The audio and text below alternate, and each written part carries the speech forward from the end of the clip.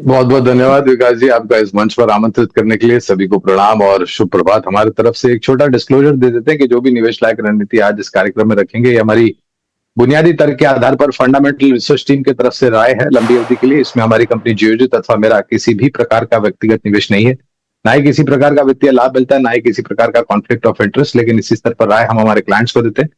संभव है कोई निवेश हो। देखिए बजट को देख करके कल कल की मैं बात कर लेता हूँ।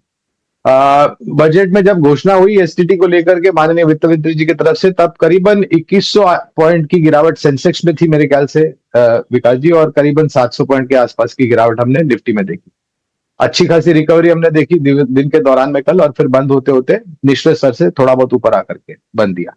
आज प्रातःकाल में शुरुआत हुई, 300 पॉइंट की बढ़त सेंसेक्स में देखी, 90 पॉइंट की बढ़त हमने निफ्टी में देखी, फिर गिरावट, फिर वापस थोड़ा बहुत ऊपर की तरफ के दायरे और गिरावट। तो ये जो उतार चढ़ाव की जो परिस्थिति है, ये शायद आज कल तक रह सकती है, इसमें कोई दो राय नहीं है। बजट को पचाने में थोड़ा समय लगेगा, लेकिन अगर मैं समीकरण रखना चाहूं बजट को लेकर के, तो मुझे ऐसे कोई पहलू, आसार या घोषणा नजर नहीं आई जिससे भारत की जो विकास की बात है, आत्मनिर्भर की बात है, उसमें किसी भी प्रकार की नकारात्मक परिस्थिति हो।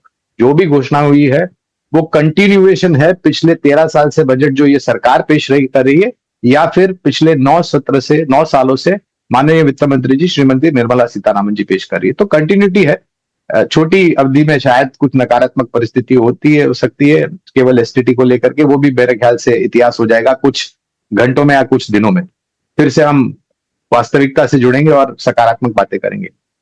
विकल्प के रूप में मझौली क्षेत्र की कड़ी में सरकारी बैंक के खेमे में से हमने पहले भी चर्चा की होगी, इस बैंक की, इंडियन बैंक की मैं बात कर रहा हूं।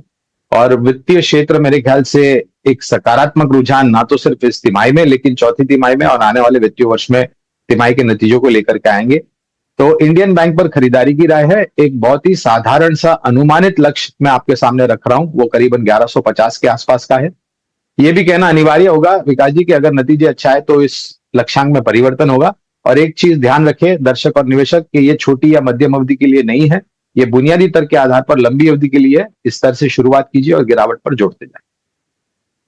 ये है मार्केट के जो मिड कैप के महारथी में गौरांग शाह की राय, तो आप इस पर नजर रखिए। चलिए फिलहाल वक्त की कमी है, तो गौरांग शेयर बहुत शुक्रिया आपका जुड़ने के लिए इस शो में, और ये शेयर आप सजेस्ट कर रहे हैं और अपना जो मार्केट पे आपने आउटलुक दिया उसके लिए बहुत शुक्रिया आपका।